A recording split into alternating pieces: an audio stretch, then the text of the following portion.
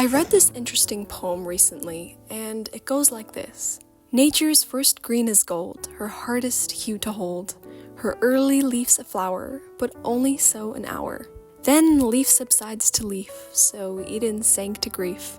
So dawn goes down to day, nothing gold can stay. This poem is by Robert Frost, and it got me thinking, if nothing lasts forever, then what's the point? In this video, I will show you how you can learn to let go and evolve while we paint this watercolor painting inspired by this poem by Robert Frost. This here is my 4th serious watercolor painting, as I only started taking drawing and painting seriously about 1 year ago. And at the start you saw me draw in some cross-hatching, and I want to see how the cross-hatching will show through the watercolor. A big challenge with this painting is that the reference photo, it plays with a lot of light, and I personally have trouble drawing light in the past, but hey, the more you stretch yourself, the more you grow. Right now I am drawing in the darkest areas of the face, and I'm trying to be really careful here because with watercolor, you go from light to dark and you leave the lightest areas light because you can't really lighten up an area with watercolor. So you have to be really mindful of where you put your shadows and make sure they're in the right spot because, there's really no going back. Lately, I can't help thinking, what's the point of opening up and getting close to someone when you know they'll eventually leave? When you're caught in this mindset, you end up relying on only yourself to be there for you. At the same time, this makes you more hesitant to open up to others. You're afraid that if you care too much about someone and get used to them being there, when they leave, it hurts so much more. I was watching a lecture unrelated to what I'm about to say, but one thing it randomly mentioned was that there is no love without vulnerability. If losing someone doesn't hurt, then you don't care about them either. It got me thinking, it's actually a good sign if you don't want to lose someone. It's actually a sign that you care and fearing the outcome more than what it means. You are depriving yourself a chance to actually care. Maybe when nothing lasts forever, the vulnerability that comes with the possibility of loss and risk is what makes everything more meaningful. You become more appreciative of what you have when there is a risk that it could end. Now I'm going in with the second layer, and this is the part of the process where it started to become a little overwhelming. You just start to realize just how many more layers you have to go.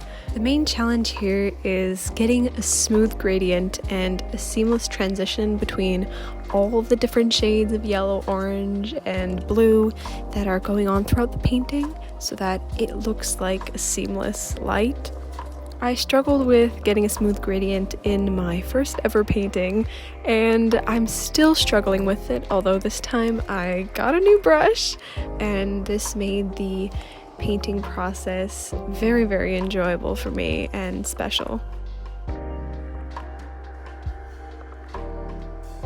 After this layer, I'll be attempting to do something I've never done before, and that is I'm going to be cutting out letters out of tape and taping it onto the painting, where I'll be adding more layers and then peeling off the tape to reveal the words. So stick around to see what those words will be, and I can't wait for you to see it. I've been exploring this concept of the balance between good and bad in my art. You need both because one can't exist without the other.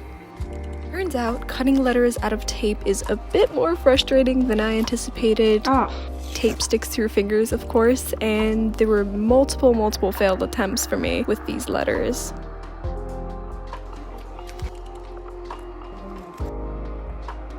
Soon you'll see how I start to put the first layers of paint and gradient on the letters, and I'm really hoping that they don't start peeling while I paint on them, and that may or may not be foreshadowing. At this stage, I'm getting a bit braver and going in with really saturated colors with oranges. You need dark for light to have meaning. A poem I think that connects to this point is The Rainy Day by Henry Wadsworth Longfellow. And it goes like this. The day is cold, dark, and dreary. It rains, and the wind is never weary. The vine still clings to the moldering wall, but at every gust the dead leaves fall, and the day is dark and dreary. My life is cold, dark, and dreary. It rains, and the wind is never weary. My thoughts still cling to the moldering past, but the hope of youth fall thick in the blast, and the days are dark and dreary. Be still, sad heart, and cease repining. Behind the clouds the sun still shining. Thy fate is the common fate of all. Into each life some rain must fall. Some days must be dark and dreary. Is there anything you are struggling with as a person and or as an artist? Maybe you are working on being more consistent with your art, more motivated, or there's something you found out that really works for you, an idea or routine that really helps you. If you'd like, I'd really appreciate it if you would share this in the comments so that I could potentially use this for future topics for future videos, and also to be supportive of each other and to help each other out. And if you're enjoying this video so far and you find it really resonates with you or you like the art, let me know by dropping a like so that I can know whether or not you like these videos and to make more of these for you in the future. Thank you so much. At this point in the painting stage, the chin of the girl kind of looked a little off. I think there needed to be more depth in the darkness of her chin, so you'll see how I slowly build that up. And soon we're going to go even darker and riskier on the rest of the light over her face. The concept that everything is temporary and nothing lasts forever is also freeing in a way. You start to focus on what's truly important to you and disregard what others might think, because in the scope of things, your life is yours to live. As Steve Jobs once said, your time is limited, so don't waste it living someone else's life. Now I'm going in even darker on the guy's face, and soon we'll be peeling off the tape and we'll see what is underneath these letters and how it turned out, and stick around for that because it's gonna be really cool. I found this reference photo on Pinterest and it really caught my eye right away. Interestingly enough, the colors on this reference photo before I got my hands on it were bright red and really dark blue. However, before starting this painting at all, I really wanted to try a warmer color palette with the yellows and the grays and blacks, and I thought that contrast looked really nice, the two colors together. So I was like, well, I really love this reference photo, but it's not the colors that I need. So guess what I did? I popped it into Photoshop and I changed the colors to the more yellow tones. So the reds became yellows and the blues became more subdued.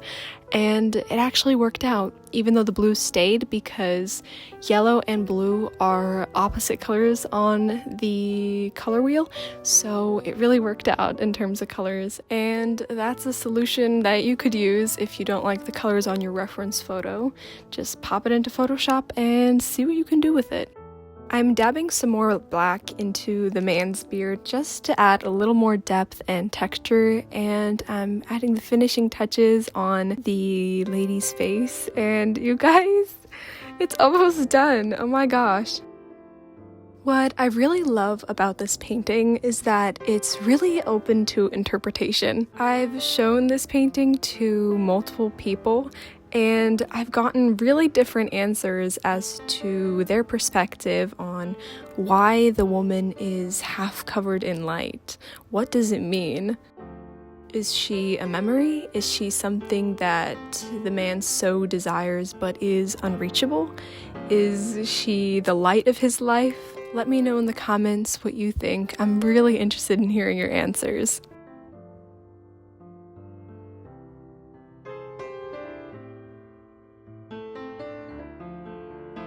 Nothing gold can stay, and that's what makes it precious. This poem, Nothing Gold Can Stay by Robert Frost, uses the beauty and the fleetingness of the golden hour and of the setting sun as an allegory, and I think it's a positive one. Although yes, sunsets are fleeting, you know that tomorrow will be a new day with a new sunset. Even though your 100th sunset will never be the same as your first, you have experienced many as opposed to one, and your life is richer for it. And tomorrow is always a new day.